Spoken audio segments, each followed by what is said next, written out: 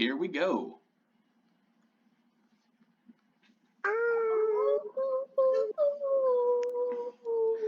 Hey guys, happy to be back. Nilo. Yeah. How is everybody? Level 5! What did you say? We're level 5! I can do 2 Eldritch Blasts! Oh wait, we're level 5. Oh. Did I remember to level up? Cool things even more. Oh shit, we're level 5. I completely forgot this is not an updated character sheet. Oh fuck. Oh no. Oh, it's not that hard to level up in 5e, honey. It's okay. I was gonna say, I think I get like one thing and that's it. Yeah, because D&D 5e is an easy game to play, unlike Pathfinder. Anyway, You're welcome for the Pathfinder game we're gonna play on Sunday, Connor.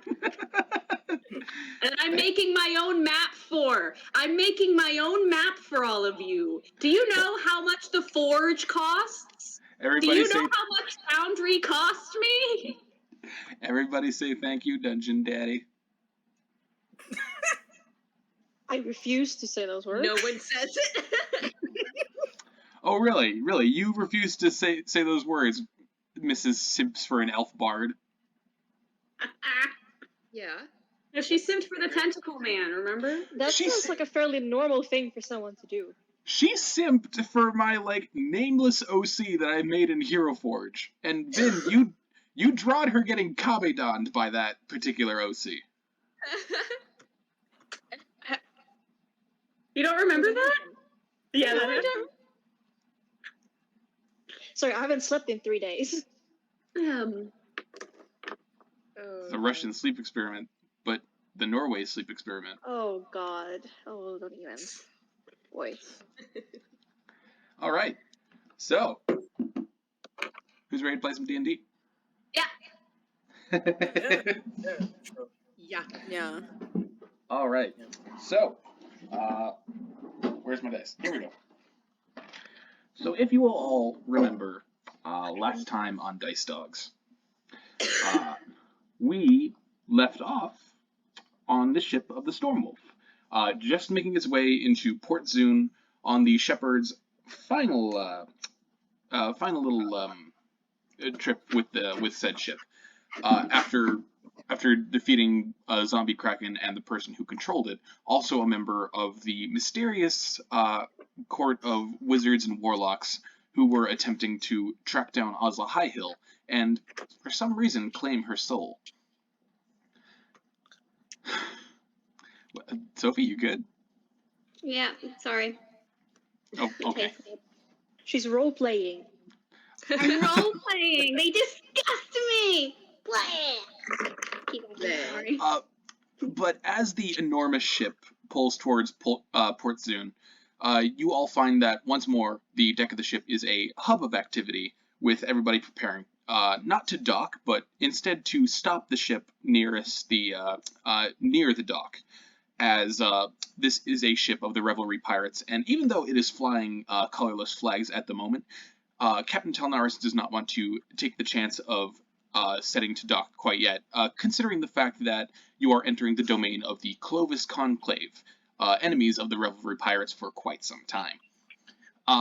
But she has offered to give you a pair of rowboats to send you up send you guys up to the docks, along with a pair of pirates who are going to ferry you there. So, are you guys gonna board these little rowboats? Yup. Most Why excellent. not? Yeah, So I'm as the sticking around.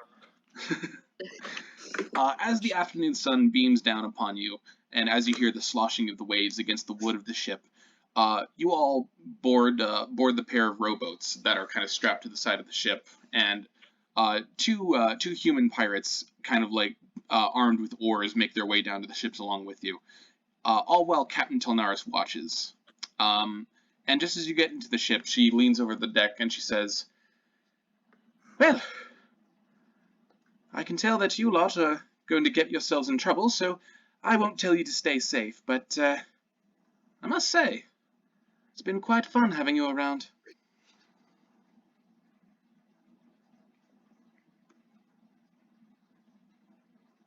Silence. Sorry, I got messed. Are we in the boats already, like below the ship, and like she's yelling at us, or are we still You on are the ship? you are in the rowboats that are still strapped to the side of the ship. They have yet to be lowered. Right. Getting Okay. ready to go. Yeah, Fenkin is like carrying some of their stuff into the boat, and he gives the boat and the captain a long glance, but he doesn't say anything. He's bad at goodbyes. Fenkin, as you look up Captain Telnaris, you also see busmen leaning over the side of the ship, looking directly at you, and they give you this. Ooh. Dhuur'in clap. Okay, busman. Fenkin stumbles over one of the bags and almost gets yeeted off the side of the boat. But he managed to collect himself, and he dusts himself up, and he just gives Busman a very solemn nod before looking away awkwardly. As this is happening, Captain Telnaris looks to Nox and says, by the way, Miss Opportunity, I have a bit of something for you. Go ahead. She reaches down to her side and unclips a bag, and she tosses it to you. She will catch it and sniff it. It smells of metal inside, and as it lands in your paw, there's a very familiar clinking sound. Yeah, that is what she wanted. She's immediately excited. Captain Telnaris grins and she says, "That's about 800 gold pieces. That should set you up nicely in Port Zoon. Do spend it wisely, or don't. Just don't do anything that I wouldn't do."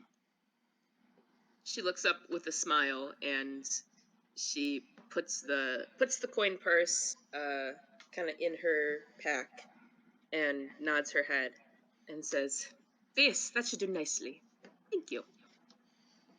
Anytime. And should you be on the seas again, know that you are friends of the Stormwolf. Safe sailing, shepherds.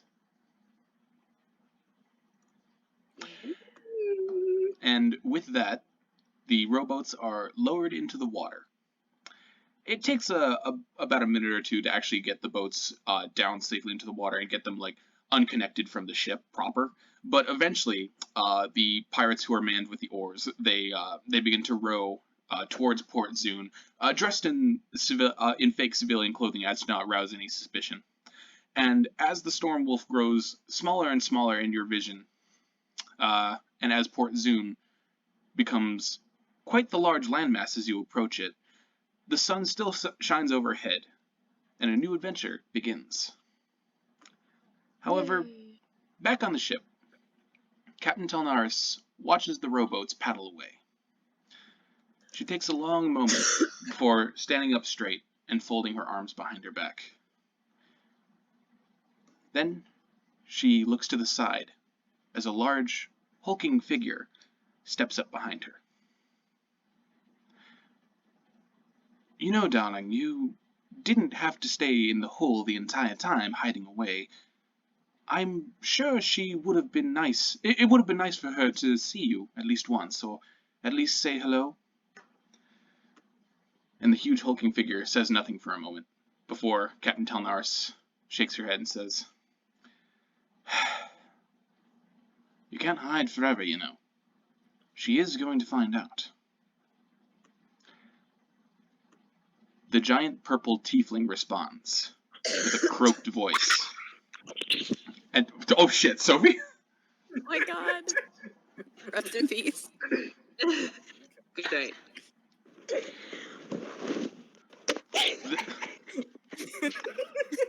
I was about to say maybe it's Borg up and he just grew? Question mark? Yeah, and then turned into a tiefling. Yeah. I wasn't even thinking along that lines. I thought it was like the guy that was with Gesh. In a graveled voice, the tiefling responds. I know that better than anyone, I think.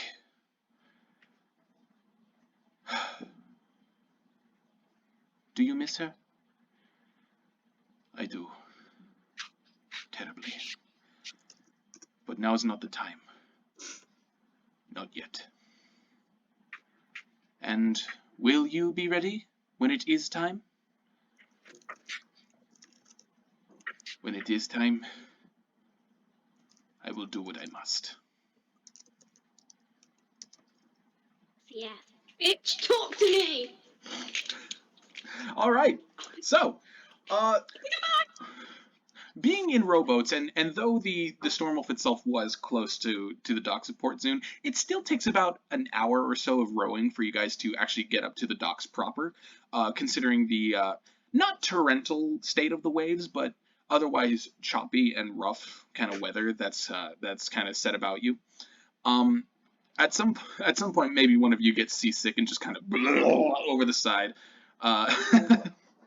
But eventually, the pair of rowboats do make their way up to the first dock, a large piece of driftwood that's kind of just hammered into the side of the dock. And approaching you as the rowboats get tied off is a human man in a tricorn cap. He wears what appears to be blue armor with golden trim, with the symbol of the Clovis conclave on the chest. That symbol being a sunset set across a reflective water field. In his hands, he holds a quill and a clipboard, and he cocks his head and he says, "All right. Can I get your names, please?" I immediately stand up as I'm getting off the boat and go, Dhuur'in Kolbavar, and like bow. Dhuur'in Kolbavar. How do you spell that last name? Kolbavar. V-A-R. All right. And what about you, big man? And he points at Gesh.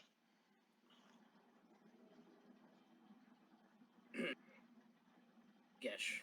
Just Gesh. Just Gesh? That's what I said, yes. All right. Gesh, blue Dragonborn. What about you, miss? And he points to Fenkin. Someday Fenkin will have rights, but not today. He doesn't even blink. He's just like, Fenkin Farwarin.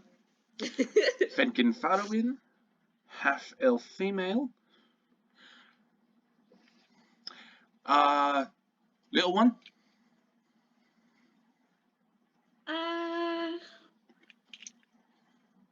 Silver. You can call me Silver.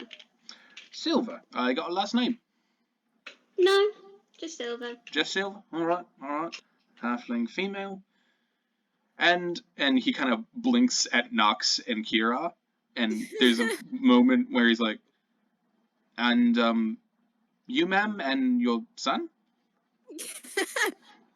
No. No. Just no. She just rolls her eyes and is stepping off of the boat to get out, and she just waves a hand at the guy and says, "Nox." Just Nox. Just Nox. You wouldn't happen to be Opportunity Nox, would you? Of the Shepherds? Did I say Opportunity Nox, or did I say Nox? I'm sorry. I was just asking. I was fine. God, Nox. Lords above. And what about you, son? Kira. Can you spell that? Q''RAH. Do I write out the word apostrophe, or is it just an actual apostrophe? An actual apostrophe. An actual apostrophe. Is this your first day? Look. And you watch as he finishes up writing your guys' names, and he tears off the piece of paper, and underneath that, there's kind of like where the ink bled through, kind of a copy of what he wrote, and he passes to you, and he says, "All right, go ahead and take this. This is your entrance into Port Zoon. It acts as a sort of passport, I understand. It's not really an official thing. If you want an official Clovis Conclave passport, you're going to need to see the head of the Shore Wardens in the Spheres district. But beyond that, you have free reign of the city. We do ask for a toll of 5 gold each, however."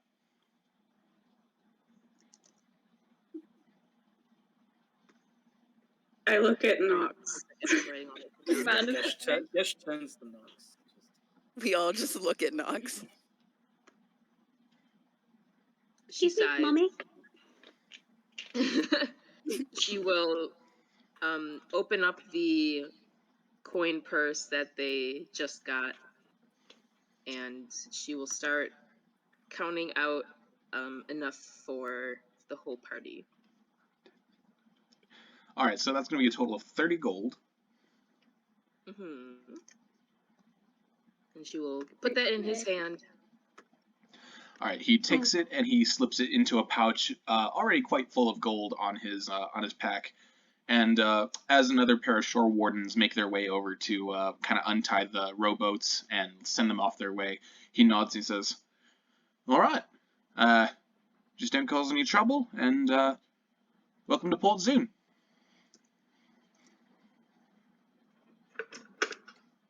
She scoffs a little bit at being told not to cause trouble, because of course she's going to cause trouble. That's why she's here.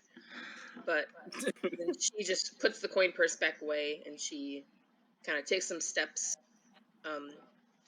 down the port, and then stops and looks back at everyone and nods and says, "All right, shall we?" I'm coming. All right, does somebody want to give me a history check? Yeah, Favorite one. Not a single one of us. I will can do history. it. I'll Do it. I'll give it a go, but I won't tell you if it's bad. I'll also do one, and then if it sucks, we'll just pretend like it. Just a D20 plus history. Plus your That- history. Yep. That's Okay. correct, yes. I'll do it. Oh, I got an okay one. Yeah, so that's weird. I'm Not guessing me. Guessing an 11 isn't gonna do much. Neither will an 8. Is this to remember that Nox is a wanted woman? Oh,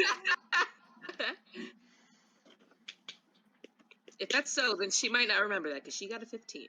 I got a 19. I got Ooh. My history is plus 6. Oh! Come on. Hang on, sorry. Come on. If you're Abby? Kitty? It's a full human. No, that's human. Crawling in on hands and Nice. feet. Yay! Soup paws. Hello, Soup. Hello, Soup. That's him dipping Hi, his feet Sue. into. All right. So for those of you who rolled above a 10, you have a general idea of the history of Port Zoon, which I will now read to you. Port Zoon is a city of industry and science, with entire districts dedicated to metallurgy and smithing. It is a compact city with metal beams and tall stone structures, including strange towers where arcane and scientific experts are employed.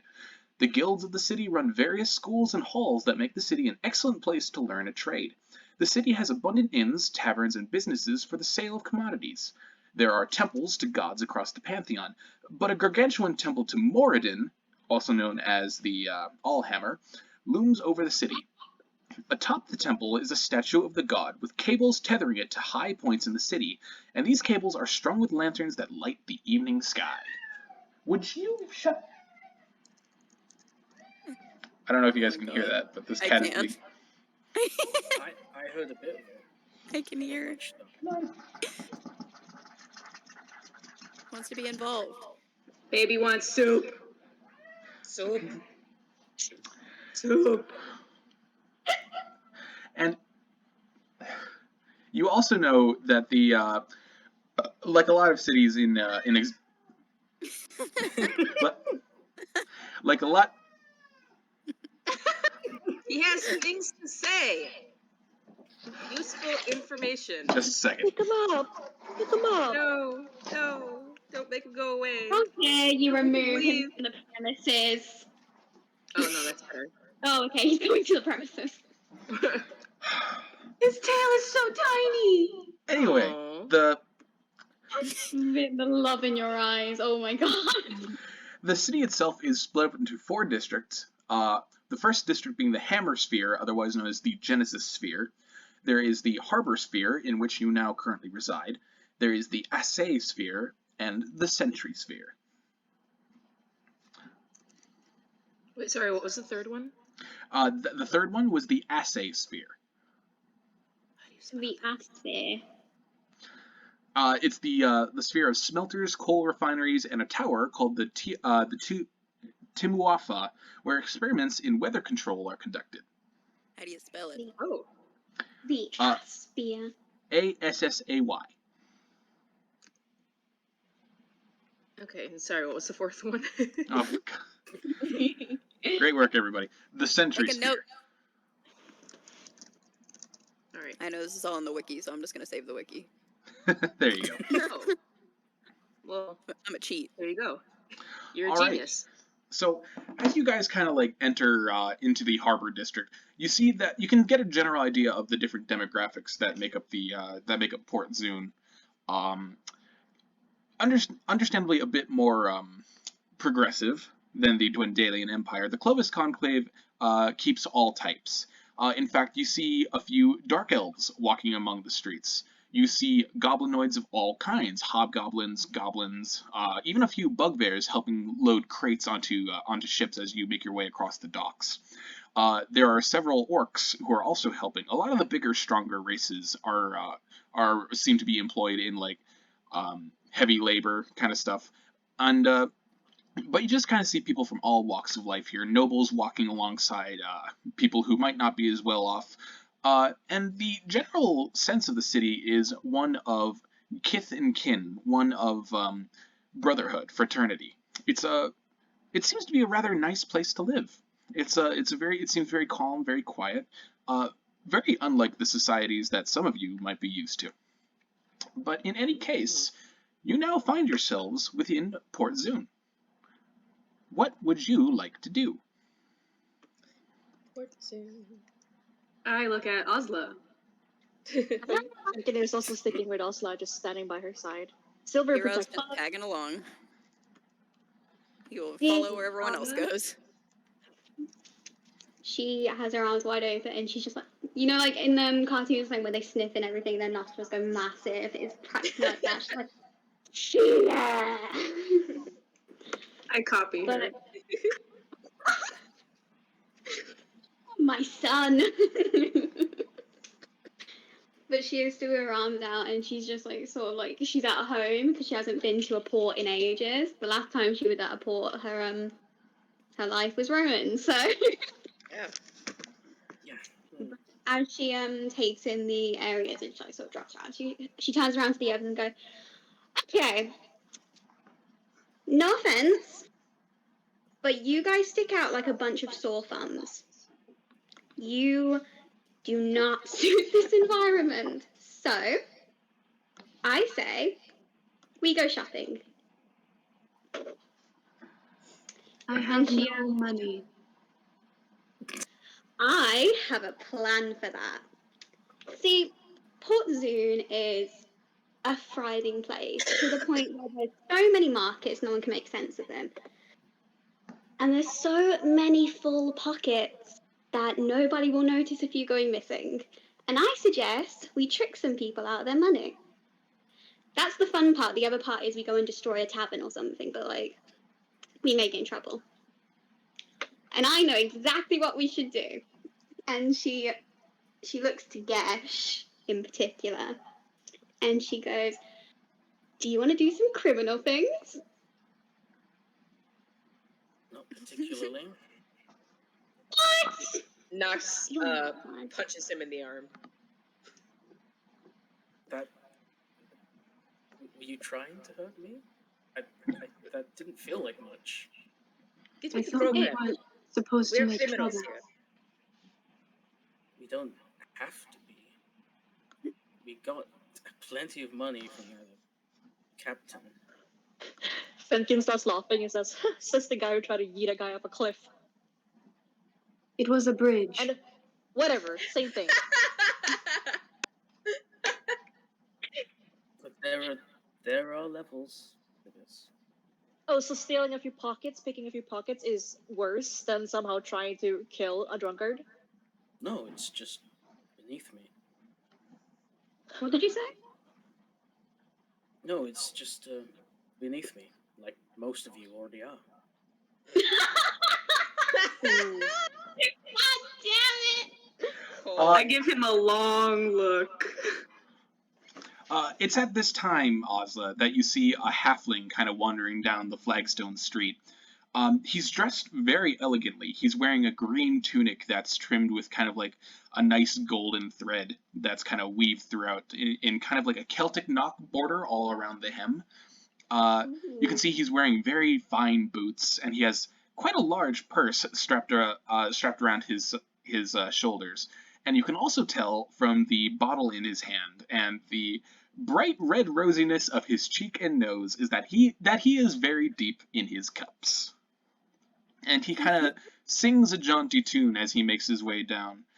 Something about Port Zoon and hoping that your telescope doesn't roam, or something like that. I love that song. In the middle of it, I was just gonna look at Gesh and he's gonna go, come here. Down, down.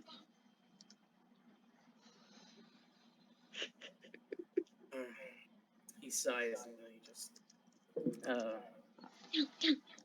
and he kneels down, just crouching. As soon as he's in range, Oz grabs his face and turns its direction to Snap.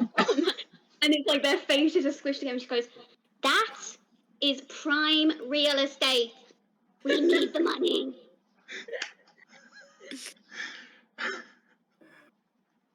She is Why squishing his cheeks. Why don't we just ask?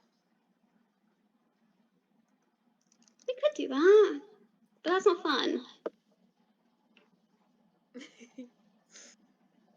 I mean, if you guys just want to go around asking people for money so you can look nice. Nox folds her arms and says, well, I, for one, want to hear your idea, Halfgar. Oh, I knew you would. Okay, so I suggest we make a fake stall. We make a fake stall and charge people to do arm wrestling against Gesh. Because Gesh looks really big and strong and intimidating, and he scares the shit out of a lot of people. And only the really, really scary, intimidating ones will want to play against him. And then we bring in Fenkin, and Gesh purposely loses, and they lose all their money because they all bet on Gesh. Wait, what was my job supposed to be? To You lose. wait. To arm wrestle the dragon and win. Oh, I like this idea. I like it too. I'm so proud of you guys. I've had this idea for like 2 sessions. I really. And she looks back at Gesh and she goes, "Come on, you know you want to do it." I want Fenkin to walk up to Gesh and like hook an arm, like try to hook an arm around him, but he probably can't reach that well, and like drag him down and speak into his ear and say like, Ozla has been under a lot of stress. She obviously needs to get rid of some. I suggest you go along with it. She needs to do some crime. We all need to do some crime. Come on, Do not yeah. attempt this at home, watchers. Yeah, all 5 of you, don't do crime. We do not condone crime under any circumstances. Please do So crime. Connor's mom and dad do not do crime. We What did you also say? do not do crime. Well, Vinn does. What you? Apparently. I commit Yeah, tax fraud. So, I mean that's acceptable, you know. I'm gonna Tax- choke. Yeah, if it's crime against the state, that's fine. Oh yeah, always crime against Always the do state. crime against the Each state. other. so if I'm Fuck understanding, bureaucracy. your desires here correctly, you guys want to open a arm wrestling stall and cheat people out of their money? Yes. Yes. Yes. This is what D&D is all about. Let's fucking do it. Nox is so visibly on board. She is so already immediately down with this idea. I would say This Kira is has already disgusting. wandered off. He's wandered off to go find a nice prime location for this. Okay, so Kira, as you kind of like wander down the street a little bit while keeping everybody within eye shot. Eye shot, is that a word? I mean, Whatever. earshot would probably be better. He's a cat. Both. Yeah. You do see that there are quite a few stalls and things, quite a few booths. Kind of some of them ramshackle, some of them quite nice. And they all sell like different things. There's jewels from far off lands. There's a fruit stand with quite exotic looking fruit. And there's a dwarven man selling drinks from what seems to be some kind of steam powered keg that spews out a black liquid. And everybody who drinks it seems to be very bright eyed and awake and very alert. But as you pass these stalls, you also see that there is a stall being packed up for the day. You see a drow man, kind of like in purple robes, sort of packing up a stall, loading what he didn't sell for the day into a cart. It would seem that's drawn by a donkey. And from what you can tell, he kind of sells like not magical bits and bobs, but certainly interesting things. There are skulls and jars of strange creatures with multiple eyes.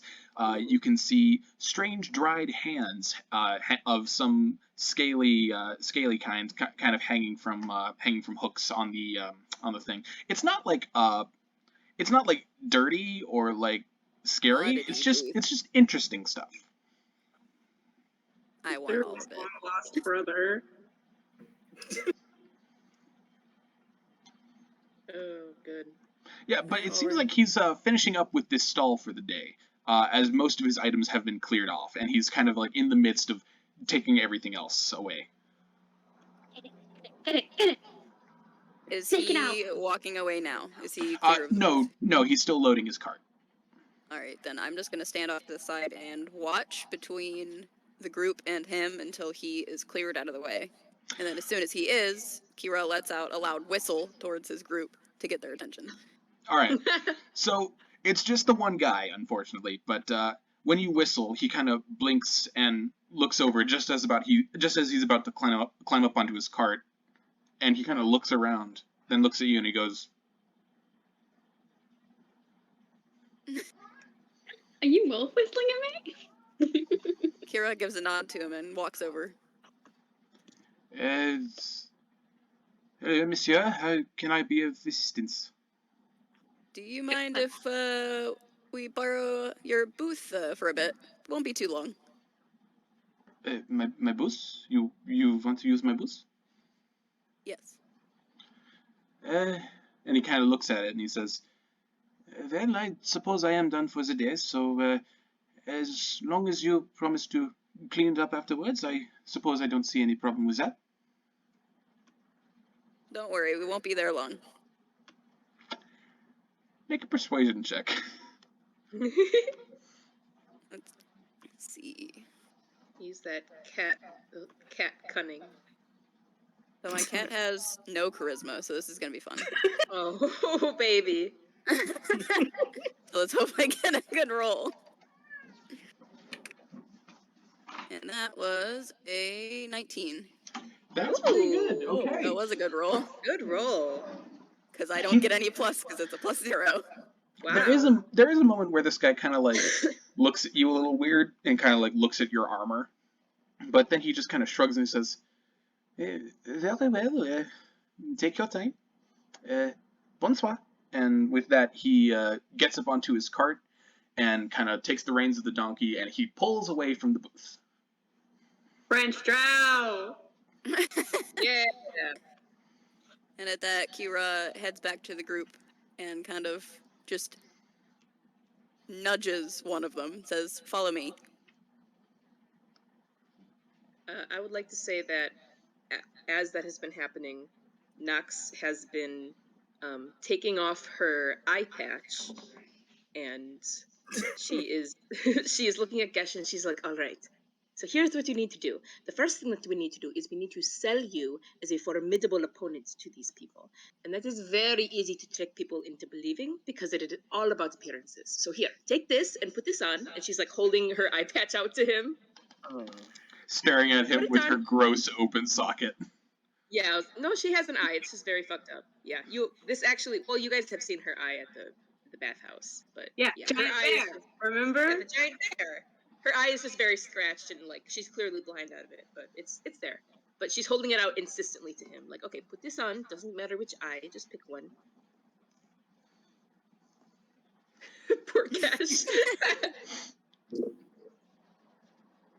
Fine. I hate all of you. It's fine. He takes the eye patch and puts it on his left eye.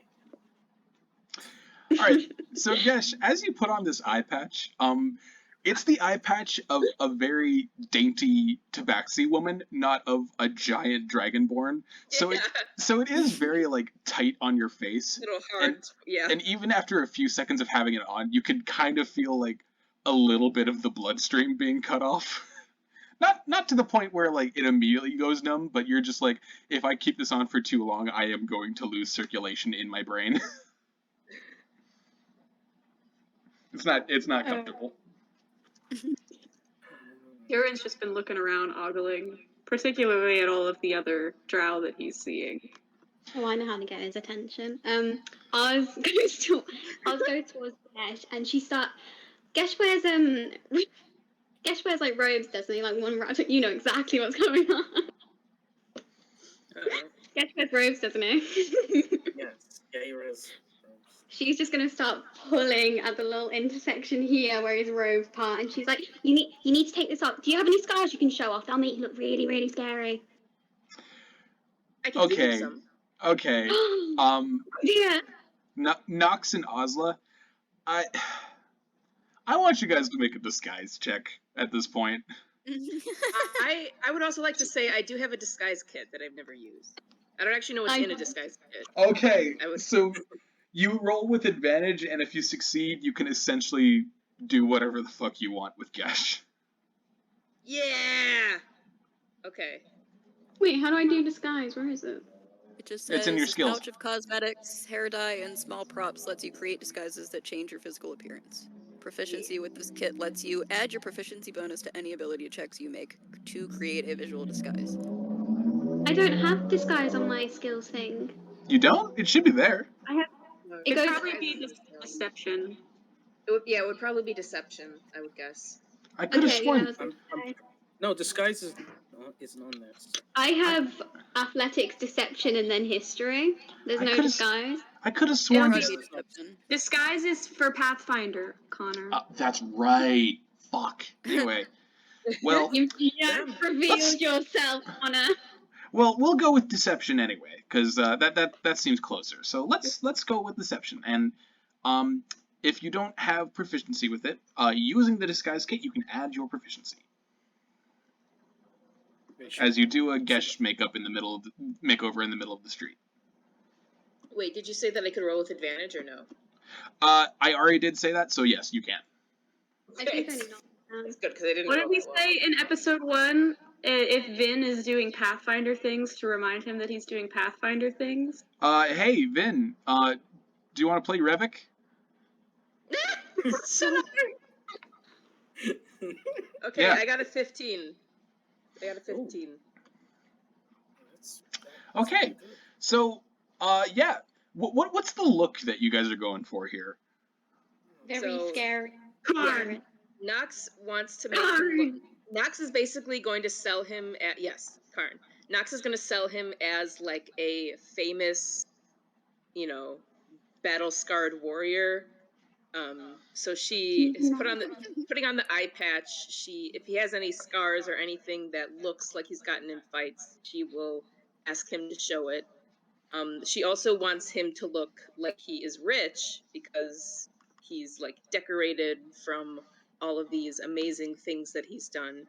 So any like jewelry or anything that she has, even if it's actually cheap and not worth that much, she's gonna put on him to try to make him look like he's just a very well-respected, seasoned, mystical warrior of legend. I have a weird little metal spiral necklace I can put around his neck. Yeah. Okay. So, as you guys get Gesh all done up, and you step back to admire your work, he really does look he doesn't look like his old self. He looks almost like a Dragonborn barbarian who has spent his entire life in combat, just covered in scars painted on there by Nox's expert hands. Just somehow he looks even more buff, and which could be She attributed to the contoured him. yeah, which could be attributed to the good contours. I highlighted those cheekbones. It's so effective that a set of what seem to be dwarven nuns of the Church of Moradin, also known as the sisters, the daughters of Moradin. They walk by, and one of them kind of like stops in her tracks, and like her eyes widen before like the head nun kind of like grabs her and pulls her along. But yeah, Gesh, you look big, you look tough, and you're ready to scam some people out of their hard-earned coin. Oh gosh, I've been dragged into this. Yay, working for thieves again. Yay! I bet that Ike is even like stronger when Fenkin's standing next to him. Fenkin and Dhuur'in are just Yeah. I mean, to She, be fair, Kira is 5'5". So standing next to Gesh. Hang on, how That's tall is true. Fenkin though? I to God, Fenkin's like 5'1". Wait, are you 5'1"? No, I'm 5'11". Oh my God! You give off short energy. I want to tell you that as a Kira's short the person. tiniest. honestly. Excuse you?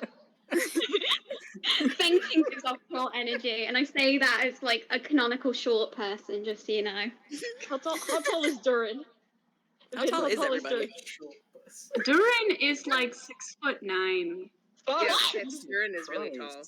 Whoa. Oh, no! Aren't elves just tall though? Isn't that just Yeah. a character Yeah. trait? Yeah, that's what I was thinking too. Like Fenkin is pretty short for being an elf because he's a half. Yeah. In Oh any my God. case, are you guys Cool. ready to run your scam? I guess. Yeah. Yeah. Sure, why not? Kira shows them the booth that he somehow managed to persuade to get with his 0 charisma. I do want to say that Oz looks at Gesh and she goes, "You need a name. You need a name. What kind of name can you think of?"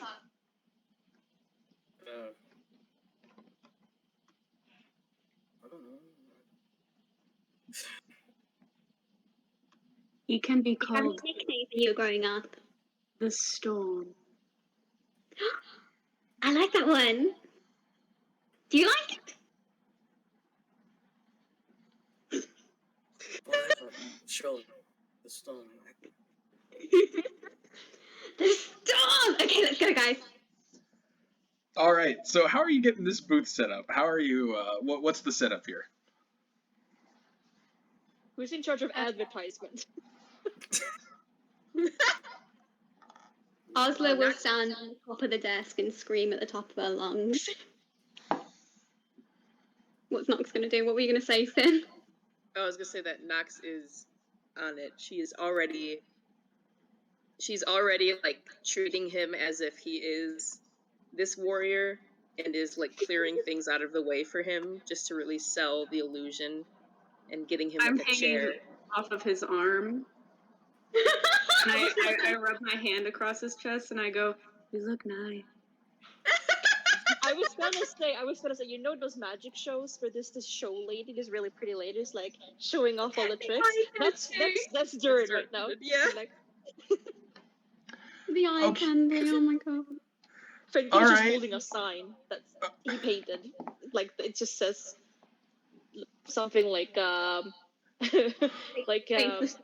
try your strength against the mighty stone. And he's just holding it up with a bored expression. I want you all to make performance checks. No! Oh, this is gonna go horribly, but yeah, okay. I have to do a performance check. I'm not doing anything. You're gonna love it.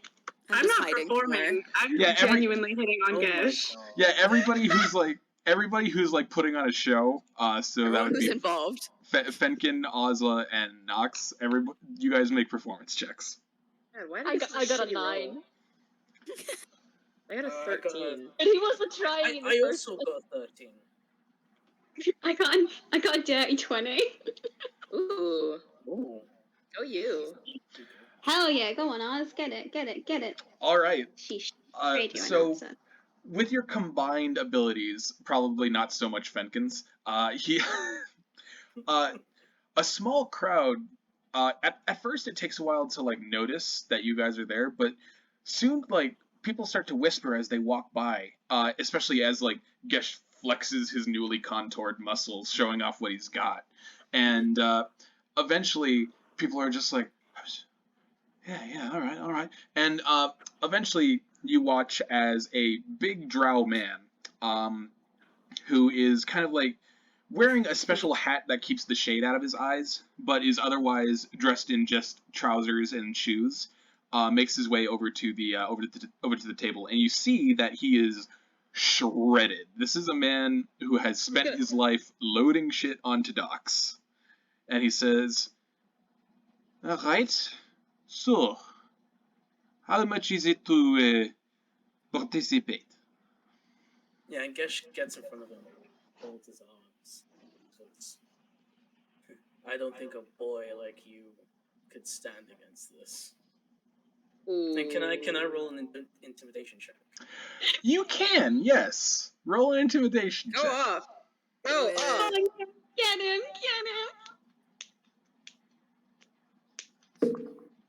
Fuck! Oh no! No! That's horrible.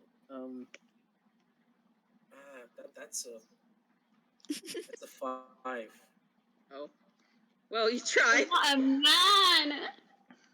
He leans in to you, Gesh, and he says, "My grandfather fucked dragons like you." Then bring your granddad down then, bitch! And he shoots a look at Ozla and he says, "How much to participate?" And she looks at Nox and she's like, how much? 15 gold. Dhuur'in pipes up. 50, 16, 17 gold, 17 gold. That's it. And he reaches into his pocket, like throws coins at you, Ozla, and he like sits down in a stool in front of the booth and like puts his arm out, just as like a big crowd starts to like make their way around. I would like for Nox to at this time work her way around and stand behind Gesh as she addresses the crowd, and she says, "All right, it looks like we have our first contender against the legendary mighty Storm, the legend that you all know and love from the far reaches of the West, here at last to show us his mighty strength and courage."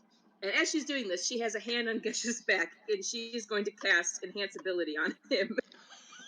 Yeah. All right. Went in. Enhanced So she ability. is going to, yes, she's going to cast Bull's Strength, which will give it will increase your carrying capacity. That doesn't matter, but it will give you advantage on strength checks. Oh, okay, good. What's going on? I will need that. Holy shit. Roll Okay. She's just kind of doing this subtly with her hand like on his back so that it can't really be, seen very well as she's like hyping up the crowd and being like, "All right, now if you want to be a part of this legendary moment, we are taking bets." And she gestures to Ozla. She's like, "You can place your bets with our fair maiden here. If you want to see this piece of history unfolding before your very eyes." 5 gold pieces per bet. You have to put a deposit down. Immediately, there is like a line of people that gets up to you, Ozla. There's even a few like, even a few shore wardens who have kind of been like leaning on their spears and kind of watching, have like gotten really excited and straight up abandoned their post to go make a bet. Come on, gentlemen, come on, you can do it. You know you want to do it. That brings up a question for me. Can Kira wander off and go steal things? Please. Yes. It would- Would you like to Because do the it booths now, are or probably abandoned would you like to do it now or during the match? during the match when everyone's distracted. Okay. In that case, is it time to get started? I think so. Are you ready, Gesh? Oh no. Can I do the thing where you know the sexy lady puts her hands around the guy's hands and it's like 3, 2, 1, go? Would that make you feel better?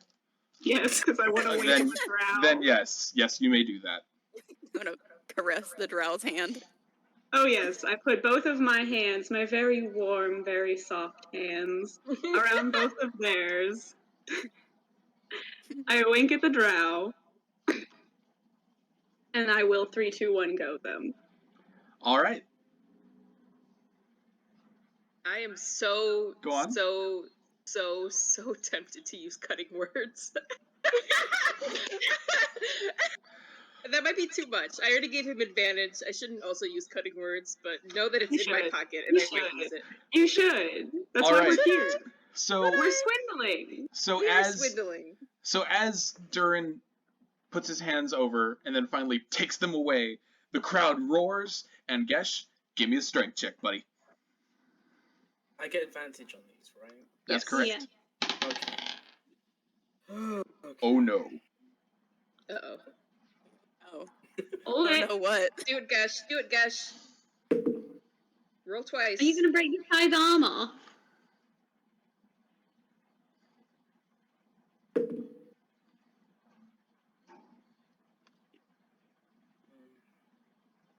It's just a regular strength check, right? Mm-hmm. Yeah, The so just tension. Well, your strength yeah, that- modifier. What did you get? that's a dirty 20. Yeah. Ooh, sexy. All right. So Gesh, immediately taking him by surprise, you're able to wrench his hand down just mere centimeters above the table, but just in the nick of time, he's able to like realize what's going on and like catch himself. And you see that his whole body is just kind of like in the strain, and you have to make another strength check. Oh, okay. Yeah. This How whole long time, does full Max strength is last? typing. An hour. I always get Okay, advantage. we got this. So I'm Yeah. always going to get advantage. You've got advantage for an hour. You got this. You got this. Unless you're gonna fight this guy for an hour, in which case Nox will use cutting words. Thank Keep it God I moving. rolled Keep it moving. God I rolled advantage, because I just rolled a 3. So what's your Yeah, good so roll? The good roll was a 17, so that would be a 19. All right. Hell yeah. So Gesh, you feel him try to push up, but you're just unrelenting, keeping him down. And as like the battle goes on, you feel him tensing against the wood. His other arm is like clamping down on a piece of wood, which creaks under the pressure. And you hear the crowd just shouting, "Go, go, go, go, go!"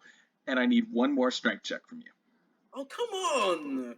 But It's before, always 3. but before we do that, What? Kira, you said you wanted to pick some pockets. Kira, wanna go go steal steal some some shit. All right. Yeah, I got high yeah, stealth. yeah. I want to go steal some stuff. All right. Give me a Just stealth check. roll in the back. Alright, so my d20 plus my stealth.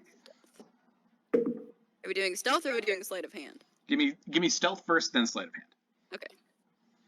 Well, stealth first, then tell me like who in the crowd you want to pick first. Let's see. He was in the crowd. So that's Connor. first one is a 22. Okay. Ooh. So That's my 22. That's very good. Almost effortlessly, while like everybody else is kind of screaming With at my the top of their giant- lungs. Giant armor just clanking around as I walk through the crowd.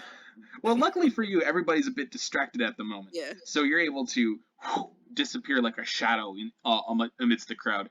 And there are a few prime-looking targets within the crowd. It would seem. Oh. You see a noble orc woman in a nice blue dress. You see a very drunk old kind of skinny man in kind of like beaten up leathers. He looks like he might be a smith of some kind. And you also see two children kind of like doing their best to like look over somebody's or look behind somebody's legs so they can see the action. Steal from You the can children. Children, Connor? We're gonna Steal we're from gonna the steal from children. Old men Can and children? I see any coin pouches? Yes, you do. All of them have coin pouches, or what you assume to be coin pouches. Oh no. I should have bestowed curse on the guy. Alright, who should I go after? Roll for it. What do you mean roll for it? Go for the fattest coin purse you can see. I mean, like, assign like a number to each of them and then just roll it and see which one you get. So who was it? There was The noble orc, the skinny old blacksmith, and the children. The two children, orc. yes, a brother and sister. fuck up the orc. The orc. The orc. Yeah, get him, stick him. All right. Let's see what this is. I'm doing my sleight of hand now. Yes. Connor. Yes. Okay. Okay. Let's see. That is a dirty 20. Oh my god. Ooh. Why are we It's all the- rolling so high It's the today? best I thing do we've ever done. +6 on my stealth and sleight of hand. Oh, Okay, well, so there are go. you just reaching into the coin purse, or are you trying to take the whole I'm gonna purse? take the whole thing. Okay, you're taking the whole thing? I'm Alright. taking the whole thing. So, as the orc lady, who seems pretty hot and bothered by the two men arm wrestling, she's kind of like fanning herself with a lacy blue fan. Quite distracted her. enough for you to kind of like chink a blade on your gauntlet and just kind of like very carefully cut the rope that holds the coin purse to her belt, and eventually you come away with a fat purse in your hands. Hell Yeah. yeah. And I'm I gonna will sneak say, out of the crowd and I'm gonna go within it. okay, you have now in your possession 190 gold pieces. Nice. Nice. Hell yeah! Damn. Very good. Sweet. Already worth it. I said if they can't make money off of it, I'll steal some. All right, and with that, Gesh, one more strength check. Yeah, I already rolled. Time to fill. Go. Yeah, it was a 15. 15. Okay. The guy gets you all the way up to the middle. It looks like it's about to be a stalemate before you take a deep breath and then finally boom, right into the booth. Yeah! The guy yells in pain as like something in his hand like not breaks, but you do hear like a popping sound, and Uh-oh. everybody in the crowd like loses their goddamn mind. Even Fenkin finds himself clapping like, Knox is up on like a barrel, just like hyping everyone up, just like both arms in the air, just yelling, getting everyone pumped. I drape myself over Gesh's shoulders like a fucking courtesan. The Drow kind of like shakes his hand and angrily gets up, kind of stomping away. But yeah, Ozla, I will say that in the midst of your bets, you have made about 60 gold pieces. Yay! 60. Yeah. Knox at this time will start to you know, encourage to send forward a new contender. She's like, all right, who's next? And she is gonna slyly look at Fenkin out of the corner of her eye, very subtly. wait, he's just like, Already? miming like now? Towards Knox. Oh. She just continues to ask the crowd. All right. You do hear a bunch of voices, like, you see a bunch of hands go up, like, oh, me, I won't go next, yeah.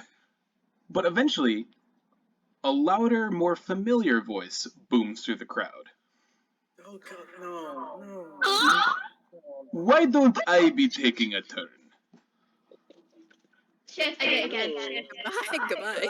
And with that, the crowd parts, and the lumbering figure of Karn Hammerhand makes his way up to the booth.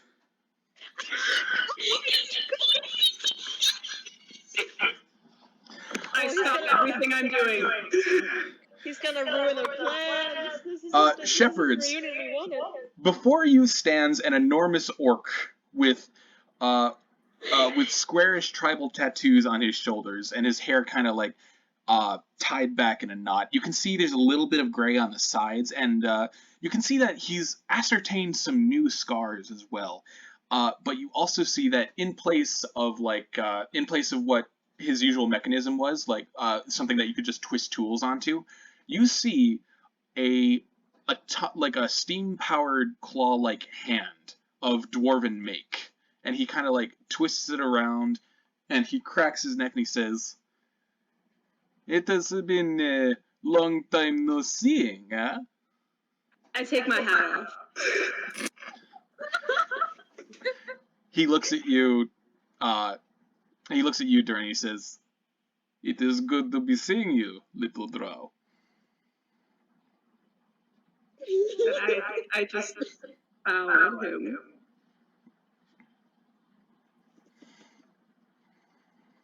I took your advice. I can tell. You look good. I blush.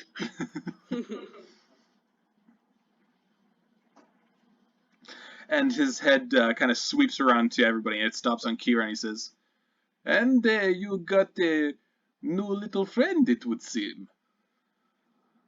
Kira gives kind of like a shy little uncertain wave. He reaches out with a giant green hand that almost encapsulates your entire head and just pat on the top of your head. "I am always being liking cats."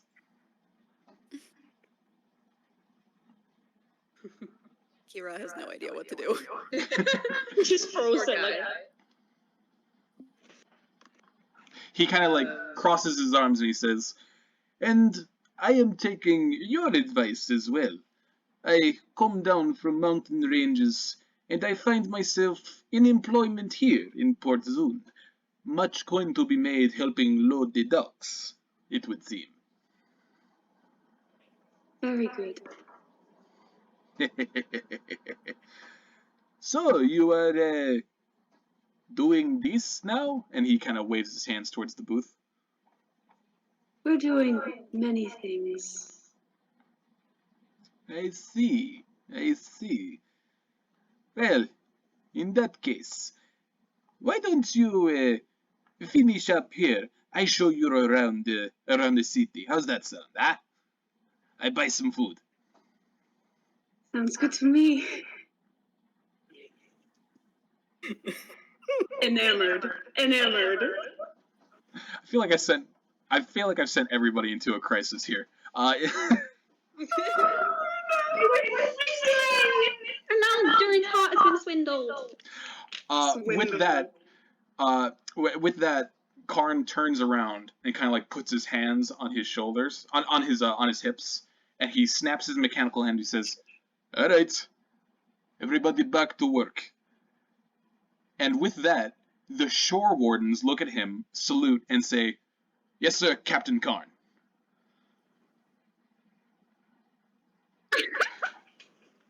What you did? Vinn, you good? And with that, the crowd kind of disperses. The orcish woman kind of taking her time to leave, still fanning herself. But yeah. Once everyone goes, Gesh immediately takes the eye patch off. Oh, eye patch was fake? Yeah, sure. No, the eye patch is real. Nox will take it back from him and put it back on. Clever. I knew you were the clever one. At this point, Kira kind of folds up the coin pouch that he stole. He said, while they were distracted, I got busy. Oh, did you now? So you are stealing from my people then? No. That was before this. He leans in close and he looks very stern before he claps a hand on his shoulder and he says, "I like an inquisitive mind. I think you and I are going to get along well." oh my god. Kira's ears are back. He's terrified. With that, Karn picks you up by the scruff of your neck and plops you on his shoulder, kind of holding you there as best he can. And he turns around and he says, "All right then, Where is it first you are wanting to be going?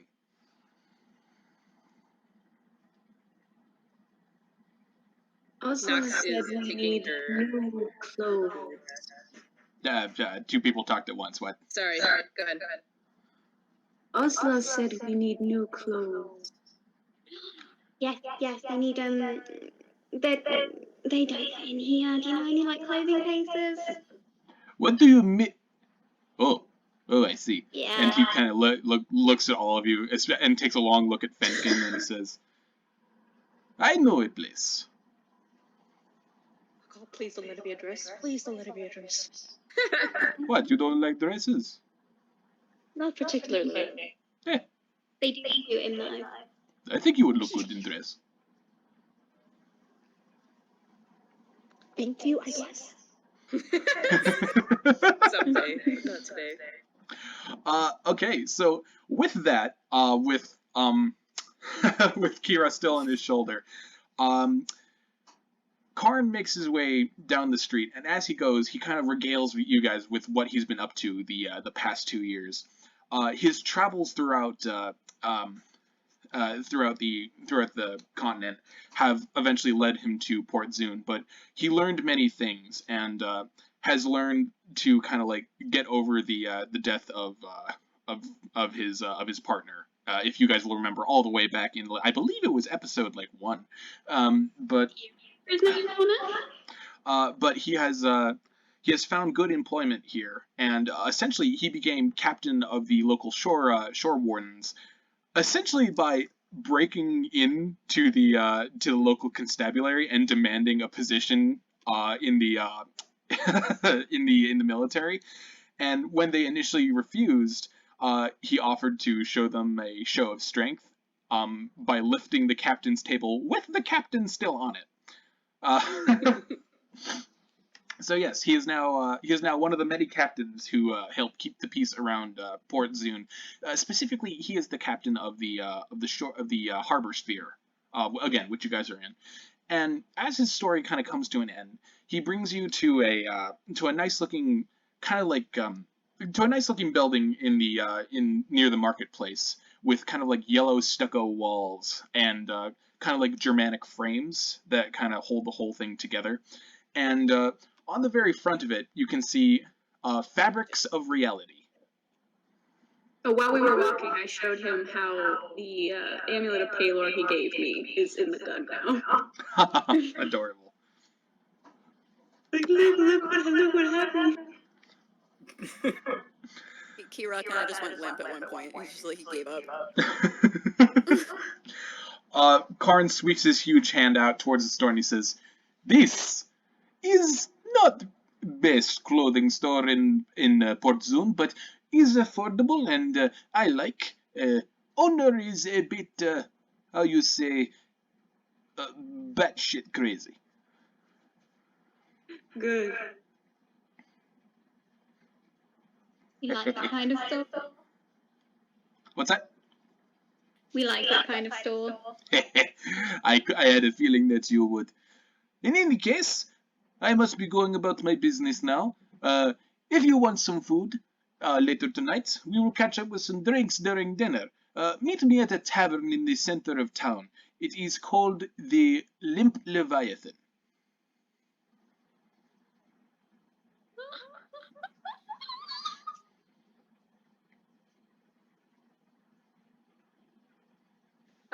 Dhuur'in. Say something.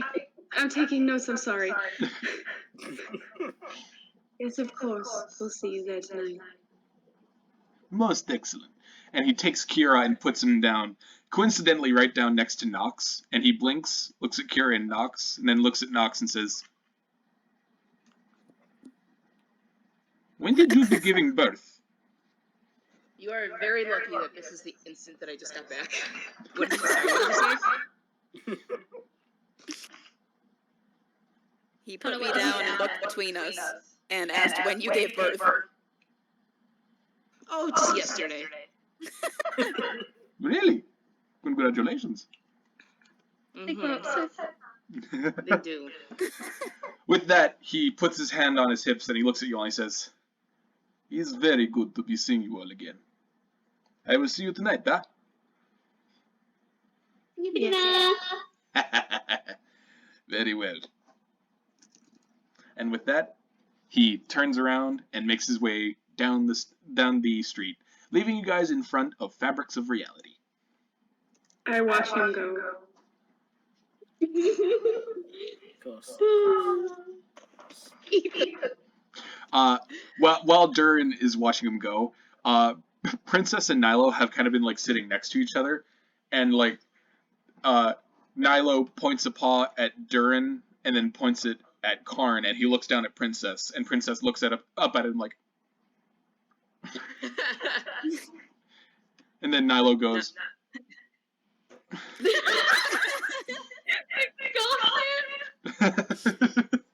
Nox just swats Dhuur'in on the arm and says, "Pick your jaw up." but yeah, are you guys going into the store? Yeah. Yeah, Okay. let's go. So as you guys make your way into the store, it seems like a very organized place, and you can see beautiful pieces of clothing kind of like hung up on display. You see shelves of nice rolled bolts of fabric kind of everywhere, and you also see sewing supplies. It's a excuse me, sorry. It's very reminiscent of a fantasy Joanne's fabric. Yeah. Joanne's fabric. American thing. And there doesn't really seem to be many people in right now. Just kind of a few customers, sort of like sampling the fabric. It's a nice, spacious store, but eventually you hear loud footsteps making their way down the stairs that are kind of behind the counter. And from the stairs comes a very portly elven woman with long red hair. She has a simple blue dress on, kind of like with a white frilly apron in the front. And she's kind of like speckled with freckles on her face, and she's kind of like wiping her hands as she goes down. Her hands, which seem to be covered in bandages, which are probably from sewing needles, because no matter how skilled a seamstress you are, you always end up sticking yourself every now and then. But as she makes her way down the step and towards the counter, she finally looks up and sees you all, and a bright grin fills her face as her eyes go wide, and she says, "Oh, darlings, look at you all!" Fenkin hides behind Dhuur'in. Fuck's sake, no. She rounds the counter, moving a lot faster than her frame would suggest, and she makes her way up to Gesh, like immediately putting two hands on his chest, like, "Oh, you're a big boy, aren't you? Oh, are you here for some new clothing, my darling? We can get you fitted right away." True. Excellent, excellent. My name is Bertha, darlings. What was it? Bertha. Hello. Welcome to Fabrics of Reality, darlings. Now, are you looking for perhaps just new clothing, or are you looking for a custom job of some kind? Just anything new, anything that's not gonna like tear easy. She hadn't noticed you before, Ozla, but then her like eyes shoot down towards you, and she goes, "Oh, Halfling!" And she immediately reaches out, grabs you under the armpits, and like hauls you up, kind of like turning you around. She says, "Oh, I have such marvelous clothing for people of your size, darling. Oh, but these are so ratty. Would you prefer a dress?" I put my hand on her on Bertha's arm, and I go, "That's a little racist."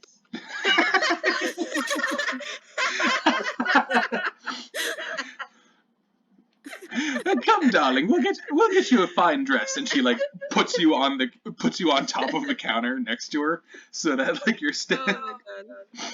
Not make a freaking roll to like try and climb back down off the counter. I do not like it up here. Athletics check to get down. As you start climbing down, she like pulls out a tape measure and puts you back up again, and kind of like, No! No, I want to get down! "Now then, oh yes, I can work with this. Very well. In any case, would you like to browse our wares, or shall I get our measurements now?" Nox, Nox is going to lower her voice and whisper to the party, "Get your measurements in now so she leaves."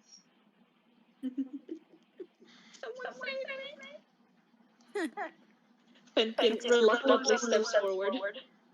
Do measurements now. You watch as she whips around to look at Fenkin, and she kind of like scratches her chin before she. Yes, I see. Don't tell me. You get mistaken for a woman quite a bit, don't you? He blinks twice at her and then just. I see, I see. Well, why don't we get you in something a little more masculine, darling? I can do I'm that. afraid of what that means.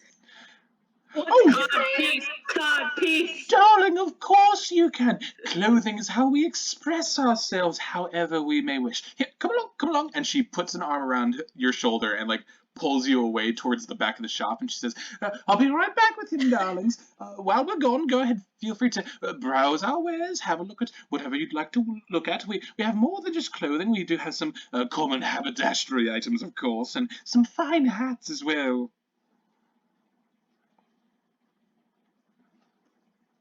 Next, I'm gonna go look around. Nilo is following you guys, Nox also deserves just like that. very concerned. But yeah, so as Fenkin is essentially being abducted, what are you guys doing? I'm trying to get off the counter. Kira's heading over to the fabrics. Disappear. I'm gonna go look at some white clothes. All right. Nox is gonna go look at hats. What about you, Gesh? What you doing?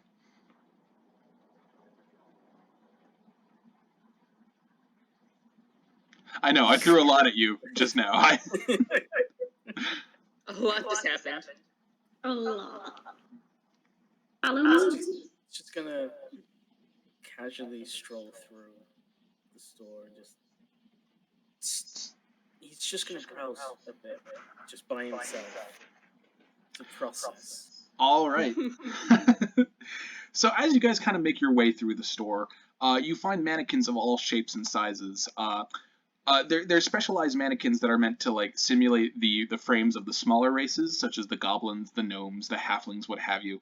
And there are some very nice clothes available for folks of that size, ranging from very rural styles to very very modern and posh.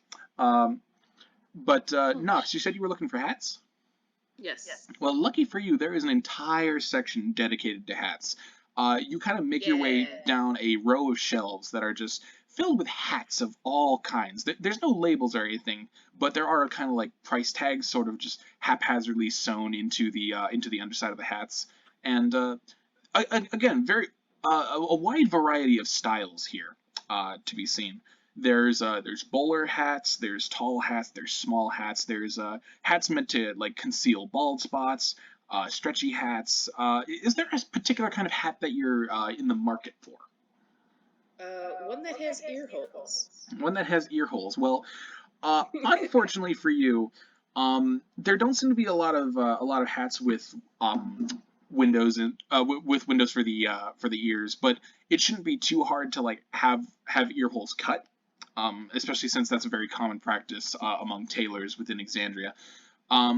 You do come across what appears to be a kind of like a brown, not brown, like a midnight purple kind of knit cap, very similar to in shape to Borgub's old hat of disguise.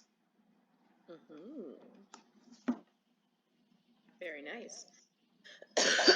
Yeah, she's looking for she's looking for like head wraps that are kind of similar to the one that she already has, like the headscarf. Anything like a turban she's looking for, but she definitely does stop to look at some of the like more fancy kind of like feathered jeweled hats. Just to kind of look at them.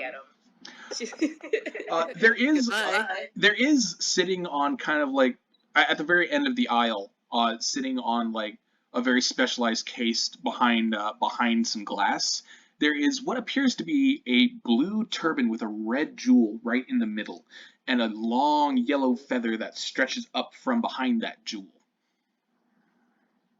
She does like that. She's looking, everything that she picks up, she kind of inspects first to see, like, if, like, where her ears would go and if they could fit comfortably.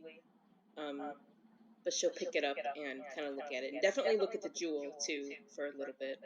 Kind of probably trying to see, like, what it is and if it's genuine. It is a glimmering red ruby. Oh, very fancy. She will also look for the price. There doesn't seem to be a price tag on here. Oh, and I can detect magic at will, so I have that on right now, just in case. Oh. Okay. As you're making your way through the store, nothing seems inherently magic about anything here. It's just kind of a clothing store. You can kind of like get a hint of like the natural wisps of magic that flow with the breeze, but that's kind of like natural for like anywhere in Exandria. But you can also get a feeling of magic flowing more freely here than in the Dwendalian Empire, as if like the forces of the weave feel more like free in a way.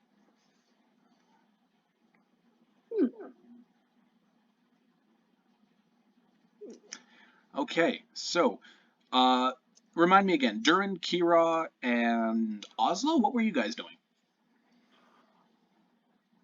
I'm looking for, like, a white cloak. A white cloak, all right. And Ozla? Why did I say it like that? Ozla? I hate it. She was trying to get off the counter, but she is currently dangling from the edge and terrified to drop down. And Kira? He was looking at the fabrics to see if he likes any to possibly work with. Okay. Magic. Surprisingly enough, there are a lot of like good like durable fabrics, tough fabrics that could be used in some of your your artificer sort of like tinkering. In fact, as you kind of like go through the different bolts of fabric and things, you come across something that you instantly recognize for not just its rarity, but for its famousness like across the realms. You are holding a periwinkle bolt of pride silk. Ooh. All the way from the city of Pride's Call. Callback episode! Does it have a price tag on it? It does not. Of course not. But you can tell it feels expensive. Oh yeah, no doubt. He looks at it for a bit. He runs his fingers over it to feel it, and ultimately decides it's probably way too expensive for his taste, and moves on. All right. And Dhuur'in, as you're going through, you go to the section that kind of has the pre-constructed clothing kind of on display, and again there's styles from all over the place. Surprisingly enough, there are a lot of Jorhassian styles here, especially from the styles from the Kryn dynasty, which you don't see very often, especially this close to the borders of the Dwendalian Empire. You see a lot of very pale purples and kind of like chartreuse colors, very with teal trims. They're very reminiscent of like what the Bright Queen might wear and the people of her court might wear, and very different from like the Drow that you know from Tal the Ray. But there are some very nice pieces on display, and one of the pieces is kind of like a priest's vestment almost that kind of like drapes over the shoulders. You can see a pair of suns on either side of this vestment, with kind of like golden yellow lines that make their way down and up. Oh, I like it. I pick it up, look at it.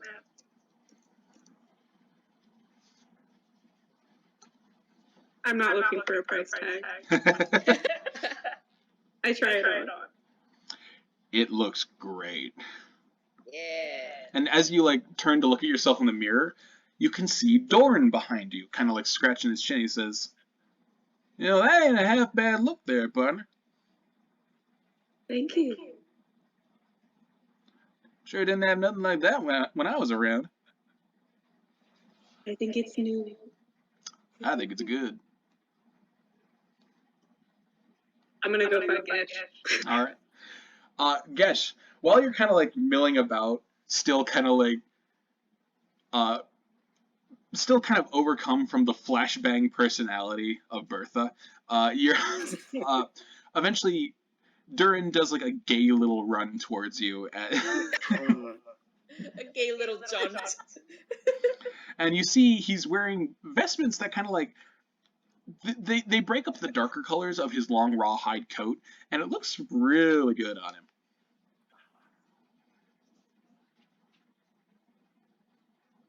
What do you think?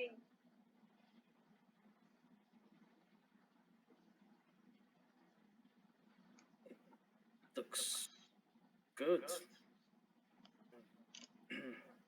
I like it. I do a gay little twirl.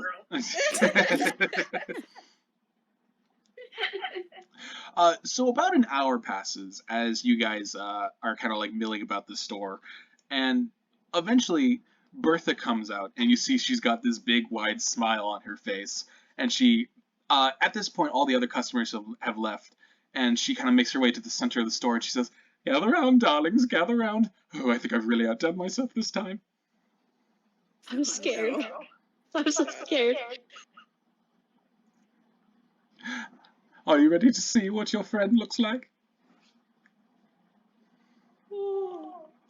Most excellent. All right then. Fenkin, darling, come on out. And you guys watch as, slowly descending the stairs, Fenkin appears. First you see long, tight black boots with heels.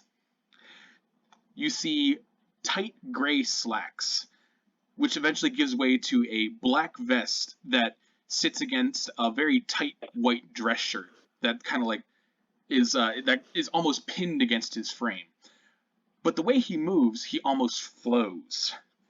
And as he descends the stairs more, you see on his shoulder there's a short shoulder cape that kind of like covers his front, the half of his front and the half of his back as well, and it flutters a bit as he moves, held in place by like a purple brooch. Finally, his head comes down, and you see what has been done to his general appearance. You see that his hair has not been cut; it's been kind of like tied back a bit, and you can see a tricorn black hat, very reminiscent of the one that the orc that you met wore, Nox, in that one tavern, the Blood Hunter, if you'll remember. And he's also wearing what appears to be very thin black velvety gloves and clutching a golden tipped cane. Ooh. I compliment him. Very vulgar in Undercommon. So Fenkin, do you want to describe how you come down the steps and address your fellow party members? Well, luckily he probably looks better than he feels. He is very nervous. He feels like he's stumbling down the steps, even though it doesn't look as bad as he imagines, but his legs are very weak and shaky. He's practically holding the cane as like a murder weapon. He's just he doesn't like to be the center of attention at all. Does not like it one bit, so he just like sort of torpils down the stairs, and he just kind of stands there very stiffly, clears his throat a little, and then he gives a very wide-eyed, help me look towards Ozla. You will not find any help there, my love. She is just absolutely. She's like.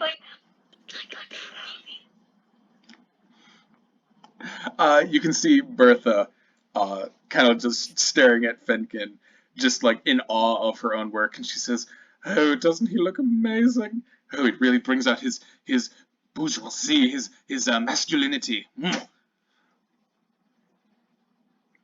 That's the first time I've ever heard anyone say that about him. He looks so good. Doesn't he? Oh, darling, do give us a twirl.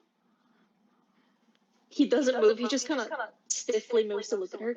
Was the cape and the hat really necessary? Oh, what? You don't like the hat and the cape? I just don't see myself wearing them, carrying them around everywhere, every day. I see what you mean. Oh, just a moment. And she comes over to you, takes the hat off, and then like kind of undoes the pin in your hair and lets it flow out, and then brushes it past your shoulders, and then steps back and she says, "Oh, now that's a look, darling." He carefully holds the cane out and places it in her hands, and he goes, "Better." Thank you. Yes, no problem, darling. Oh, I almost forgot. And she takes out a bag and hands it to you. Here's your original clothing. I can have it washed if you'd like. That's only going to be 5 silver pieces. Yes. Most excellent, most excellent. And the rest of you, if you have some clothing that you'd like me to wash, I can also take care of that as well. I have a fitting room in the back in which you can change. But in any case, did you all find something? Did anything catch your eyes? I'm still wearing the vest. Oh, look at that! Oh, that's a nice splash of color to it. Oh, I like that. I like that indeed. And she kind of like walks around you and she says, "In fact, I like that so much. You know what? You can just keep that, darling." Thank you. I do another gay little twirl. Oh, yes, it's your freak flag fly, darling. I'm so proud of you. And she looks at Ozla, then looks at the tricorn hat, and like puts it on her, and steps back and says, "Oh, no, that's a nice nautical look, isn't it?" I feel strange. I've never worn a hat before. It's like when you put something on a cat's head. Yeah. just sinks into her and like And she turns to everybody else and says, and what about you, darlings? Miss, did you find anything?" And she gestures to Nox. Nox is in the middle of holding she has like 2 turbans tucked under her arm, and she's holding a very like over the top feathered kind of fancy hat that's just like way too big and obnoxious. Not something that she will buy. Is it the ruby one that you found?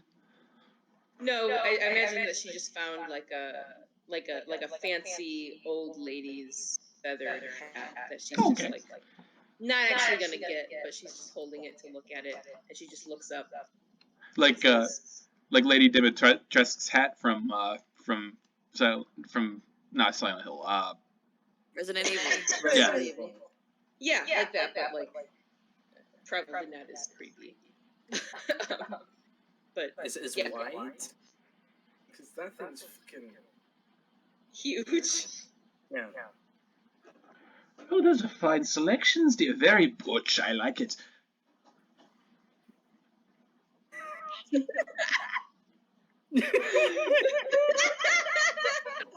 or an insult.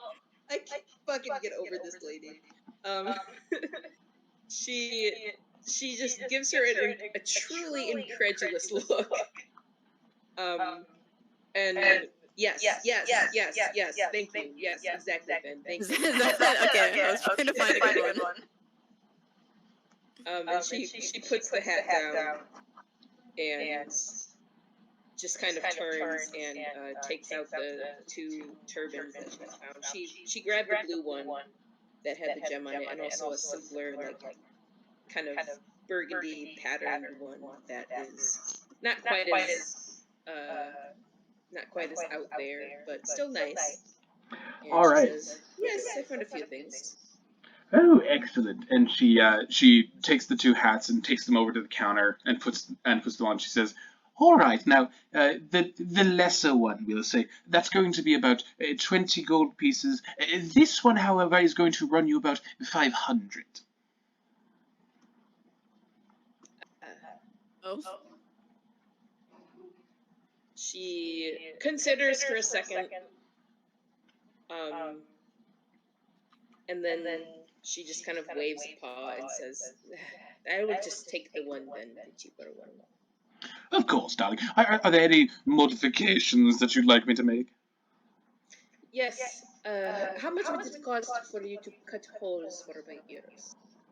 Oh, I can do that very simply. We'll call that 2 silver pieces. It'll only take about 5 minutes, dear. Very well. Please then, if you would. Most excellent, most excellent. Did anybody else find anything? No. Hero just kind of shakes his head. She looks over at Gesh and she kind of leans on the counter. What about you, my big blue scaly man?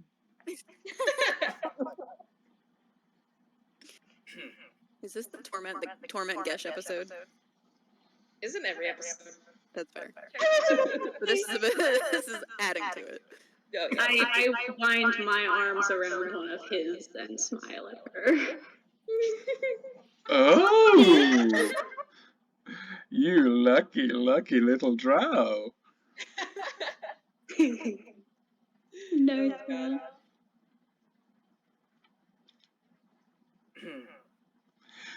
Now then, her jaw kind of drops when she looks at Princess, and like she shoves the turbans off the counter, and like not blinking makes her way over to the raccoon, and crouches down. And she says, "This is the most magnificent creature I've ever set my eyes upon."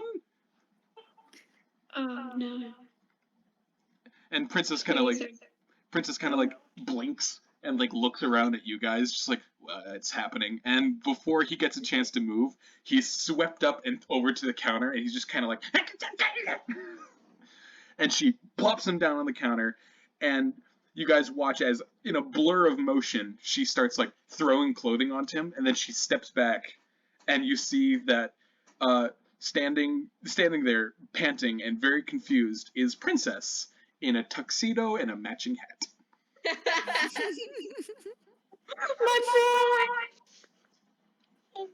Oh, My condolences. She claps her hand. He's like, "Oh, look at this little businessman! Oh, I love it."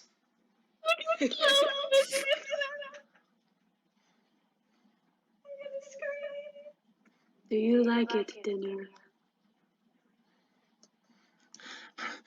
Princess kind of gives you this look of like, "Help me." You don't look like dinner anymore. You look like an appetizer. You're And a she- snack now. And she clasps her hand. Together, and she's like, "Oh, I'm not even going to charge you for this, darling. I love this too much to charge you for it." And it's at this point, kind of Nilo, who has been like, Nilo kind of like looks at Fenkin's new duds, and then looks at Princess, and kind of like does a kitty sulk next to Fenkin. Fenkin looks down at him. Jesus. Oh, And then he's like looking around, like before walking up to her, still being very awkward after feeling very awkward in his new outfit. And he asks, "Is there anything else for larger species?" Oh, you mean the panther? Ooh, Yeah. I might have something. And you guys watch as like she reaches into her cleavage and pulls out a golden chain that keeps going and going, and eventually ends in like a blue gem, kind of like embossed with silver. And she kind of looks at it, and then like wraps it around Nilo's big neck, and kind of like takes a moment to clasp it, and then steps away. And she says, "Well, that's not bad, isn't it?" Nox is just looking at her in mild horror and says, "Where was that rat?"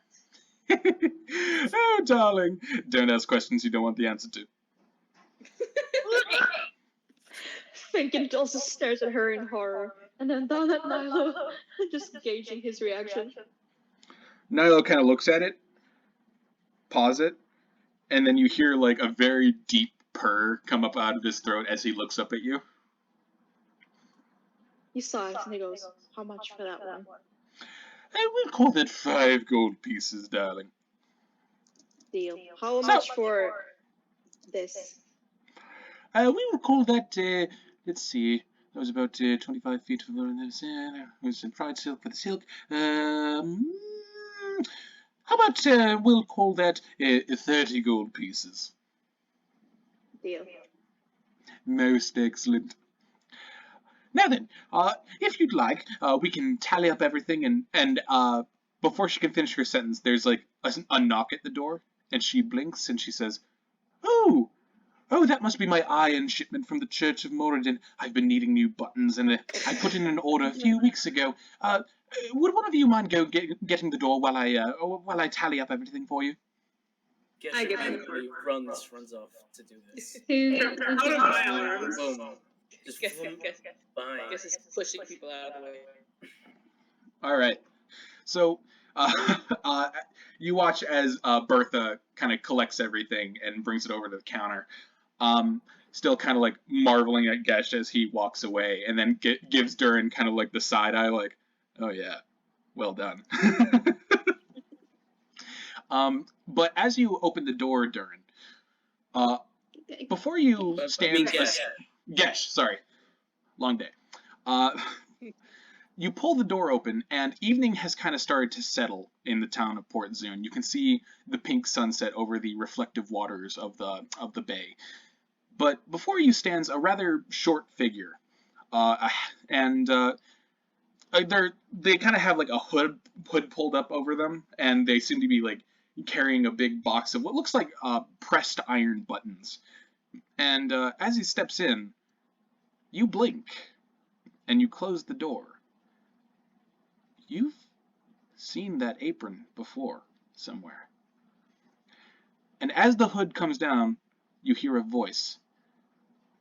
Sorry for the wait, Miss Bertha. I know it took a while, but these were a bit difficult to make. But I hope you like them. And he takes off his hood. And Borgud Halfheart, the goblin cleric, stands before you all.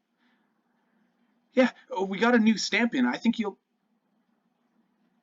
And his eyes lock onto all of you before they move to Ozla.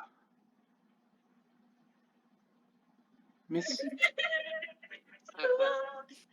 And with that, the box slips out of his heavily gloved hands and crashes to the floor. And he says, "Ozla?" And with that, we're going to end off today's episode. Yeah. Oh, God.